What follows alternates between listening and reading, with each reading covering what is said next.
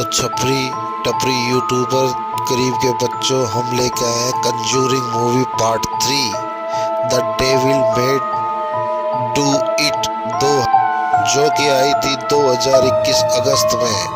तो शुरू करते हैं इस फिल्म की कहानी।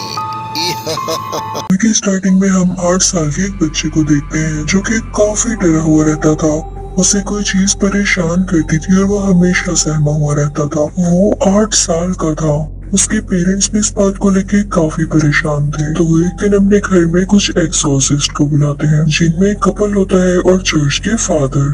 उस छोटे बच्चे का नाम डेविड होता है।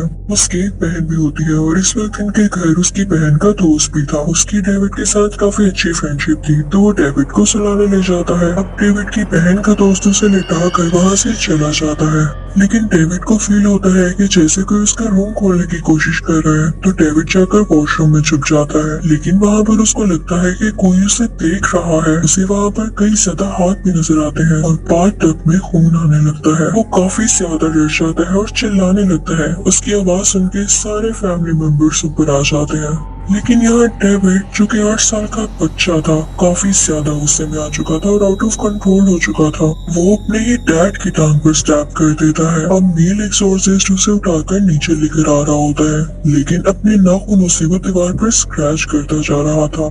यानी ऐसे लग रहा था जैसे उसे किसी ने पोजेस कर लिया हो। उसे लाकर नीचे डाइनिंग टेबल पर लिटा दिया जाता है और फादर उसके ऊपर कुछ स्पेल्स पढ़ने लगते हैं। वो लोगों से कंट्रोल में लाने की कोशिश कर रहे थे, लेकिन इसी दौरान डेविड के से झाग आने लगती है। वो काफी ज्यादा स्ट्रॉन्ग होकर अपने आप को छुड़ा लेता है। इसी के साथ वहाँ पे बहुत बुरा तूफान आने लगता है। घर की चीजें टूटने लगती है और फादर भी गिर जाते हैं। दोनों एक्सोर्सिस्ट ने उसे काफी मजबूती से पकड़ा हुआ था, लेकिन वो खुद को छुड़ाने की कोशिश में था। वो खुद की बॉडी को काफी अजीब तरीके से फोल्ड करने लगता है, जो कि देखने में बहुत खौफनाक है। उसको ऐसी हालत में देख के उसकी बहन का दोस्त उसके पास जाता है और उसे पकड़ के कहता है कि तुम जो कोई भी हो, इस मासूम बच्चे की बॉडी को छोड़कर मेरे अंदर आ जाओ। यानी वो वाकई डेविड से बहुत प्यार करता था और उसके कहते साथ ही डेविड की आंखें नॉर्मल होने लगती है और जो भी डीमन उसके अंदर था या कोई स्पिरिट, वो डेविड की बहन के दोस्त के अंदर आ जाती है और अब उसकी हालत खराब होने लगती है। दूसरी तरफ जब डेविड पोसेस था तो उसने मेल एक्सोर्सिस्ट पर भी बहुत बुरा हमला किया था और अब उसकी तबीयत भी काफी बिगड़ चुकी थी और उसे हॉस्पिटल ले जाया गया था। डॉक्टर्स उसकी वाइफ को बताते हैं कि इसे बहुत बुरा हार्ट अटैक हुआ है। इसी चीज ने उसे पूरी तरह से डरा दिया है। वो सब उसके लिए प्रे करने लगते हैं। दूसरी तरफ हम डेविड की बहन के दोस्त को देखते हैं, जो कि अब बिल्कुल नॉर्मल हो चुका था और अपनी दोस्त के साथ काम करवा रहा था। लेकिन जैसे ही वो घर के अंदर आता है तो देखता है कि किसी दीवार में एक होल हुआ है। वो उसके अंदर देखता है तो उसे कोई घोस्ट नजर आता है जो उस पर अटैक करने की कोशिश कर रहा होता है, लेकिन वो खुद को बचा लेता है। लेकिन असल में ये उससे बचा हुआ नहीं था, क्योंकि वाकई वो सोल डेविड की बॉडी छोड़कर इसके अंदर आ चुकी थी और अब वो जल्द ही इसकी बॉडी को बिगाड़ने वाली थी, पूरी तरह से अपने कंट्रोल में करने वाली थी। वो फौरन वहाँ से बाहर निकल आता है और अब वो दरख्त पर बैठकर चेन सॉ की मदद से दरख्त को काट रहा होता है, लेकिन चेन सॉ स्टार्ट ही नहीं हो रही होती।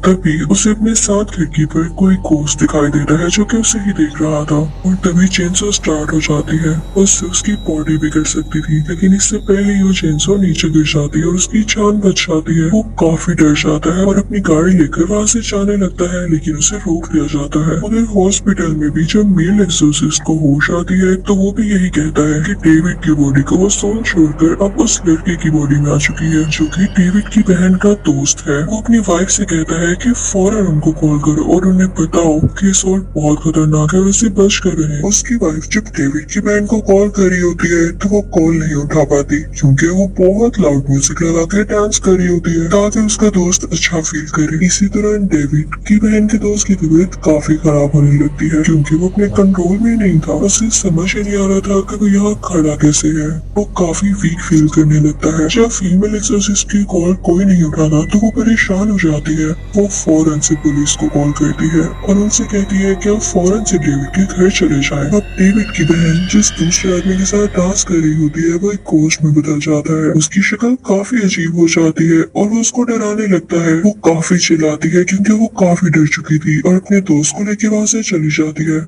दूसरी तरफ से पुलिस भी आ रही होती है। अब डेविड की बहन का दोस्त निकलते निकलते अपनी नाइफ से उस पर अटैक कर देता है और उसे मार डालता है। उसके कपड़ों पर काफी खून लगा हुआ था और जब वो बाहर निकलता है तो पुलिस मैन उसे देख लेता है। उस लड़के की आंखें काफी चेंज थी क्योंकि उसमें सोल जो थी।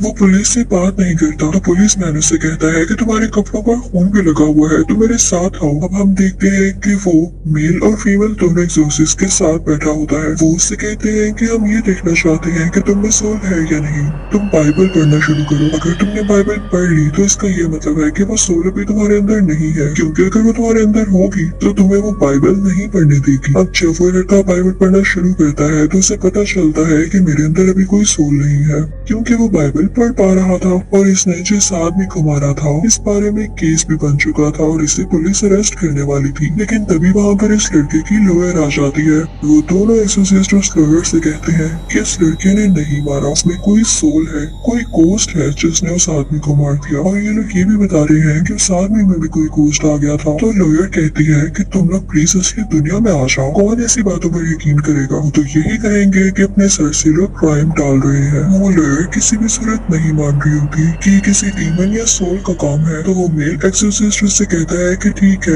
रात को आप घर आइएगा, मैं आपको खुद दिखाऊंगा वो डीमन। अगर आपको वो डीमन ना दिखाई दिया तो बेशक आप उस लड़के को अरेस्ट कर लीजिएगा। तो लॉयर कहती है कि ठीक है, मैं आ जाऊंगी। वो बहुत कॉन्फिडेंट होती है। नेक्स्ट सीन हम कोर्ट का देखते हैं, क्योंकि अब उस लॉयर को भी यकीन हो चुका था कि ये काम डीमन का है। वो जज को बोलती है कि ये मर्डर डीमन ने किया है, लेकिन जज उसकी किसी बात पर यकीन नहीं करता और कहता है कि ये फजूल बहाना है और उसे सजाए कैद होगी, यानी लाइफ टाइम के लिए वो जेल में रहेगा। लेकिन वो एक्सोसिस्ट कपल कहता है कि हम उस लड़के को इनोसेंट ठहरा के रहेंगे, क्योंकि वो भी जानते थे कि वो मर्डर नहीं कर सकता, इसके पीछे जरूर कोई सोल है। अब ये इस केस पर इन्वेस्टिगेशन खुद करने लगते हैं। वो दोनों उस दिन की रिकॉर्डिंग सुनने लगते हैं जब ये केस हुआ और ये सब एक साथ डांस कर रहे थे। उसके बाद ये दोनों उस जगह जाते हैं जहाँ पर डेविड पहली बार डरा था और उसे कोई गोस्ट नजर आया। इनफैक्ट इस रूम में एक वाटर बेड हुआ करता था। जब डेविड उस वाटर बेड पर खेल रहा था और जंप्स लगा रहा था तो अचानक से उस वाटर बेड के अंदर से किसी का हाथ आया और उसने डेविड को पकड़ लिया। वो कोई गोस्ट था। उस रूम का फ्लोर भी खराब हुआ था। तो एक्सोसिस्ट डेविड की मदर को बताते हैं कि किसी गोस्ट का ही काम है। अब वो एक्सोसिस्ट कपल और डेविड की बहन उस रूम के नीचे जाते हैं, यानी उस रूम के नीचे जो जगह थी। जब डेविड की बहन उसके अंदर जाती है तो देखती है वहाँ बहुत सारे रैट्स हैं। वहाँ पर एक अजीबोगरीब स्कल भी है।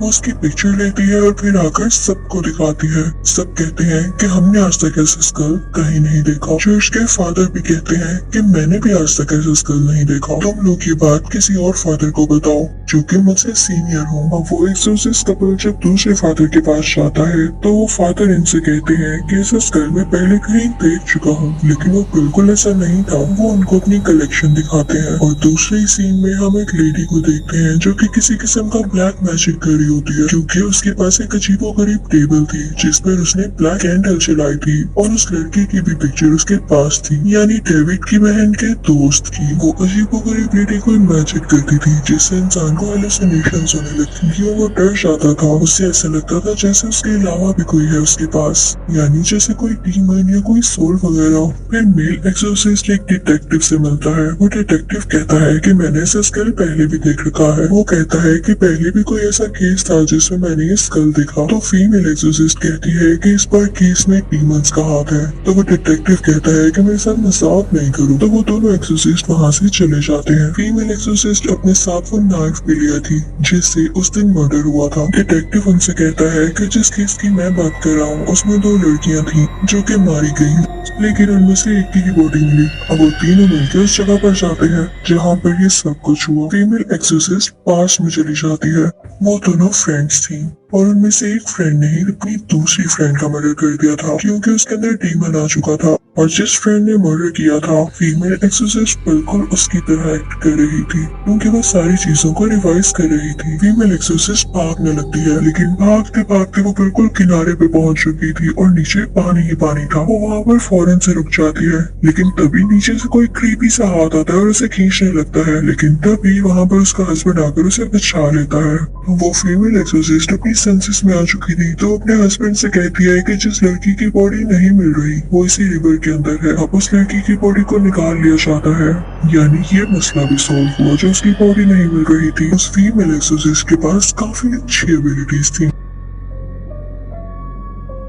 अब ये दोनों हॉस्पिटल आते हैं। उस लड़की की डेड बॉडी भी वहीं पर थी तो फीमेल एक्सोसिस्ट उसके पास जाती है और उसका हाथ पकड़ती है, ये पता लगाने के लिए कि ये सब कैसे हुआ। और तभी उसे अपने सामने एक केव दिखाई देती है जो कि काफी डार्क थी। वो उसके अंदर जाने लगती है, उसे सारा काले जादू का सेटअप नजर आता है और वहाँ पर कोई औरत थी जो कि काला जादू कर रही थी। डेविड की बहन के दोस्त पर ही फीमेल एक्सोसिस्ट उसका फेस भी देख लेती है, वो काफी अजीब थी। वो उससे कहती है कि तुम ये क्या कर रही हो, लेकिन इससे पहले कि वो औरत कोई जवाब देती, रियल वर्ल्ड में कोई डेड बॉडी उस औरत पर यानी फीमेल एक्सोसिस्ट पर अटैक करने आ रही होती है। तो उसका हस्बैंड उसे कहता है कि छोड़ दो उसका हाथ, अपनी इमेजिनेशन बंद कर दो। और फीमेल एक्सोसिस्ट को ऐसा करना पड़ता है। फिर उस मेल एक्सोसिस्ट को एक बुक मिलती है जो कि उनके जूनियर ने उन्हें दी थी। उसके अंदर लिखा हुआ था कि कैसे ब्लैक मैजिक ये सब कर रहे हैं और उन विचेस या उन औरतों को कैसे मारा जा सकता है जो कि ब्लैक मैजिक करते हैं। वो एक्सोसिस्ट उनको पढ़ने लगता है, तभी उसे एक विजन आता है कि कोई गोस्ट और वही डेड बॉडी उस पर अटैक करने वाले हैं।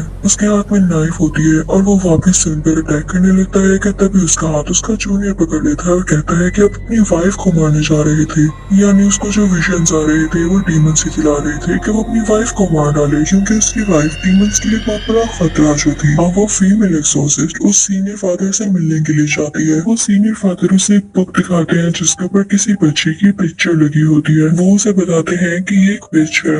तो वो फीमेल एक्सोसिस्ट उनसे कहती है कि आपने मुझे पहले क्यों नहीं बताया। तो वो कहते हैं क्योंकि ये मेरी बेटी है। फिर वो फादर उसे गार में ले जाते हैं, एक केव में जो कि वो पहले भी विजन में देख चुकी थी। और वहीं पर वो चुड़ैल भी होती है जो कि ब्लैक मैजिक कर रही थी और यही फादर की बेटी थी। तो अचानक से हम देखते हैं कि वो विच ऊपर आती है और अपने फादर को ही मार डालती है। ये उस फीमेल एक्सोसिस्ट के पास अच्छा मौका था क्योंकि उसके सामने वो टेबल था जिसपे ये औरत ब्लैक मैजिक किया करती थी। ये फीमेल एक्सोसिस्ट उस टेबल को गिराने के लिए जाती है, लेकिन वो टेबल इतना भारी होता है कि उसे गिरा नहीं पाती। वो इतनी देर में वो विच आकर भी उस पर अटैक करने लगती है और वो अपनी जान बचाने लगती है। तभी उसका हस्बैंड यानी वो मेल एक्सोसिस्ट भी आ जाता है और अपनी वाइफ को फील करके उसे पता चल जाता है कि वो इस वक्त कहाँ पे है। वो बेसमेंट का दरवाजा तोड़ने लगता है।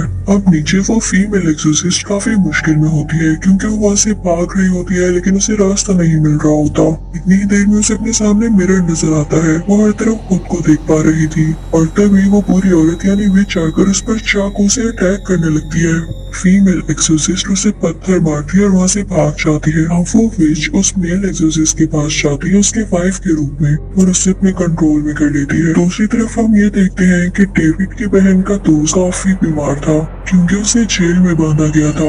एक बात तो ये थी कि उस पर एक मर्डर का इल्जाम था और दूसरा ये कि उसमें कोई सोल बार बार आ रही थी। उसकी बॉडी यहाँ काफी अजीब तरह मूव करने लगती है और उसकी तबीयत बिगड़ने लगती है। दूसरी तरफ विच उस मेल एक्सोसिस्ट को ऑर्डर देती है कि हैमर से अपनी बीवी को मारने जाओ। मेल एक्सोसिस्ट पूरी तरह से विच के कंट्रोल में था तो वो हैमर लेके अपनी बीवी को मारने जा रहा होता है, लेकिन तभी उन्हें पुराना वक्त याद आ जाता है जब वो अपनी बीवी से पहली बार मिले और उन्हें सब याद आ जाता है कि वो अपनी बीवी और अपनी फैमिली से कितना प्यार करते हैं। वो नॉर्मल होने लगते हैं और हैमर लेके सीधा उस टेबल की तरफ बढ़ते हैं जो कि विच की थी और जिस पर विच ब्लैक मैजिक किया करती थी। वो उस टेबल को तोड़ देते हैं जो कि आज तक कोई न कर पाया। अब यहाँ पे वो मेल एक्सोसिस्ट बिल्कुल नॉर्मल हो जाते हैं। वो विच भी काफी वीक होके मारी जाती है। दूसरी तरफ डेविड की बहन का दोस्त भी अब बिल्कुल ठीक हो चुका था क्योंकि वो सोल्स जो वो विच कंट्रोल कर रही थी उसकी बॉडी से निकल जाती है और सारा ब्लैक मैजिक का असर खत्म हो जाता है। अब लास्ट सीन में हम देखते हैं कि डेविड की बहन काफी परेशान होती है क्योंकि कोर्ट में ये बताया जाता है कि उसके दोस्त को 5 साल की सजा हो रही है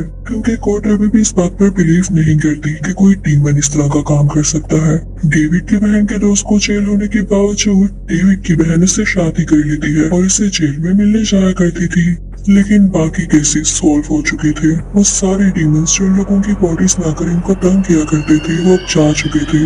ब्लैक मैजिक का असर भी खत्म हो चुका था। इसी के साथ ये मूवी भी एंड हो जाती है। Thank you for watching.